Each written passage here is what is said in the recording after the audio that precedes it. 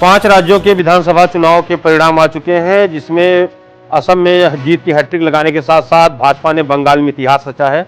इस पर चर्चा करने के लिए भदोही विधानसभा के निवर्तमान विधायक श्री रविन्द्रनाथ त्रिपाठी जी हमसे जुड़ चुके हैं। स्वागत है श्रीमान जी आपका। सबसे पहले तो बंगाल जीत की बात करें तो क्या विचार हैं आपके? भाजपा ने इतिहास रचा, आज़ादी के बाद पहली बार बंगाल में भाजपा आई, क्या कहेंगे? देखिए, सबसे पहले तो हम बहुत बहुत बहुत बहुत बधाई धन्यवाद देना चाहते हैं भारत ही नहीं विश्व के सबसे लोकप्रिय नेता एवं भारतीय जनता पार्टी को शीर्ष पर ले जाने वाले श्रद्धेय परम आदरणीय नरेंद्र मोदी जी की अगुवाई में, जब से 2014 से उनकी अगुवाई में चुनाव लड़े जा रहे हैं, तब से लेकर के अब तक मैं समझता हूं कि भारत में जहाँ पे 1-2 स्थानों को अगर छोड़ दिया जाए तो आज पूरे भारत में भारतीय जनता पार्टी का परचम लहरा रहा है।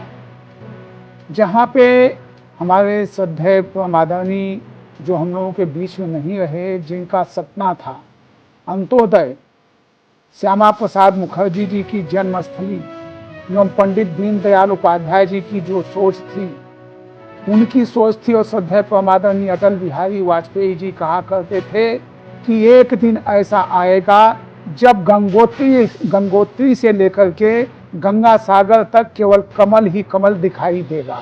और आज आप देख रहे हैं कि इन महापुरुषों के सपनों को साकार करने के लिए भारत के यशस्वी प्रधानमंत्री नरेंद्र मोदी जी और उत्तर प्रदेश यशस्वी मुख्यमंत्री श्रद्धेय परम आदरणीय योगी आदित्यनाथ महाराज जी, ये कोई मनुष्य नहीं, महापुरुष। और मैं तो हमेशा पहले भी कहा हूं कि जिस तरह से उत्तर प्रदेश में भव्य मर्यादा पुरुषोत्तम भगवान का मंदिर सनातनियों के लिए बनकर के तैयार हुआ, 500 वर्षों के बाद मंदिर का निर्माण हुआ, उसी तरह से उत्तर प्रदेश और भारत में अगर मर्यादा पुरुषोत्तम भगवान के रूप में कोई पैदा हुआ है तो श्रद्धेय परम आदरणीय नरेंद्र मोदी जी।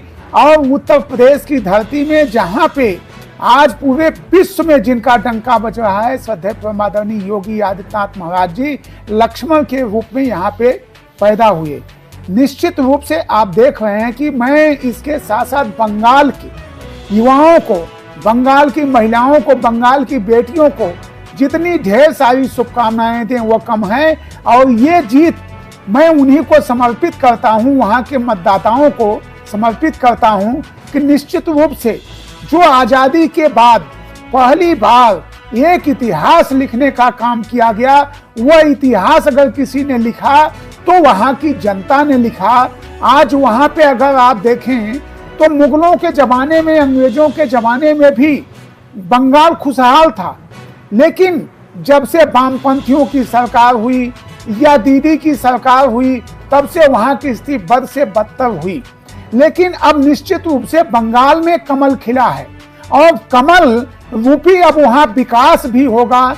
देखिए, इन लोगों के जो पूर्ववर्ती सरकारें रही, इन लोगों के जिद के नाते वहां से तमाम कंपनियां निकल करके सीधे जो है चले गए। लोग चुनाव में तरह तरह का नारा देने का काम करते थे।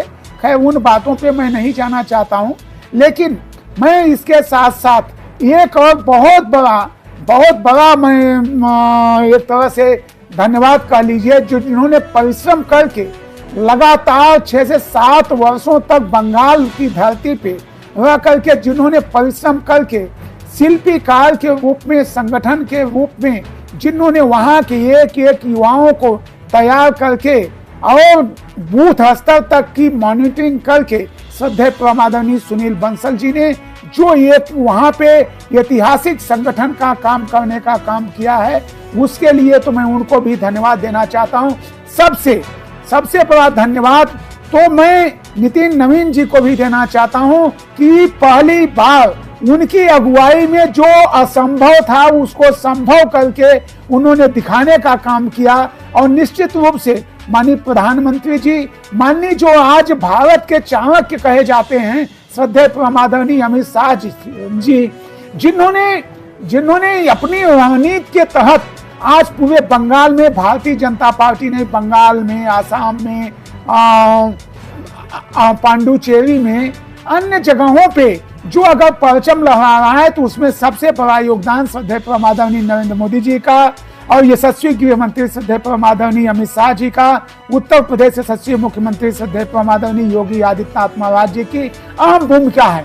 जहां जहां ये नेता, जब ये लोग जाते हैं, हमारे ये एक तरह से महापुरुष हैं, वहां एक तरह से जन सैलाब उमड़ता है। और जन सैलाब इस तरह का उमड़ता है कि भीड़ इनको सुनने के लिए और इनके विचारों को जानने के लिए इतनी भीड़ होती है कि जो कभी भी हम लोगों ने इस तरह की उमड़ती हुई भीड़ को कभी नहीं देखा।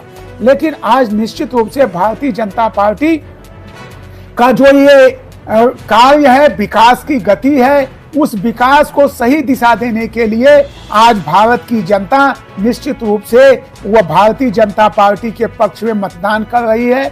और निश्चित रूप से मैं पुनः बंगाल के मतदाताओं को, अपने जो जितने भी लोग इस चुनाव में लगे हुए थे, सबका मैं हृदय की गहराई से धन्यवाद देता हूं। बहुत बहुत धन्यवाद। विधायक जी, जिस तरह बंगाल में इतिहास रचा गया, क्या लगता है कि यूपी में भी जीत की हैट्रिक लगेगी? विधायक के सर्वे भी इस समय चालू है। देखिए, यूपी में तो कोई चुनाव है ही नहीं। यूपी में जहां पे पूरे, आज मैं बताया, जैसी आप देखे पूरे विश्व में जहां त्राहिमाम मचा हुआ था, वहीं पे आज भारत का डंका बज रहा है श्रद्धेय परम आदरणीय नरेंद्र मोदी जी और उत्तर प्रदेश यशस्वी मुख्यमंत्री श्रद्धेय परम आदरणीय योगी आदित्यनाथ महाराज जी। आज अगर ये छोटा बच्चा से लेकर के नौजवान से लेकर बुजुर्ग तक अगर किसी के जबान पे अगर नाम है तो ये नाम है, मोदी जी का नाम है, अमित शाह जी का नाम है, श्रद्धेय परम आदरणीय योगी आदित्यनाथ महाराज जी का नाम है और इनका डंका बज रहा है। उत्तर प्रदेश में तो कोई लड़ाई है ही नहीं। और आप देखेंगे जब बंगाल जैसे प्रदेश में जहां आजादी के बाद हमने इतनी बहुमत, प्रचंड बहुमत से वहां सरकार बनाने का कार्य किया गया है, तो यूपी में तो निश्चित रूप से 300 के पार वो आंकड़ा आएगा। आप लोग देखते रहेंगे कि उत्तर प्रदेश में एक तरह से इस बार सबका सुपड़ा साफ हो जाएगा। अन्य पार्टियां कहीं भी चुनाव मैदान में है ही नहीं। आप जनता के बीच में जाइए, जनता से ओपिनियन पोल लीजिए, जनता से पूछिए। आज जनता केवल एक ही नाम जो जहां पे आज उत्तर प्रदेश में मर्यादा पुरुषोत्तम भगवान का भव्य राम मंदिर बना, यह किसकी बदौलत? ये भारतीय जनता पार्टी की सरकार की बदौलत। उत्तर प्रदेश में मैं समझता हूं कि प्रचंड बहुमत से श्रद्धेय परम आदरणीय योगी आदित्यनाथ महाराज जी तीसरी बार मुख्यमंत्री का शपथ लेने जा रहे हैं। उनको कोई रोक नहीं सकता है, दुनिया की कोई ताकत नहीं है जो भारतीय जनता पार्टी का जो विजय का रथ चला है उसको कोई रोक दे। धन्यवाद।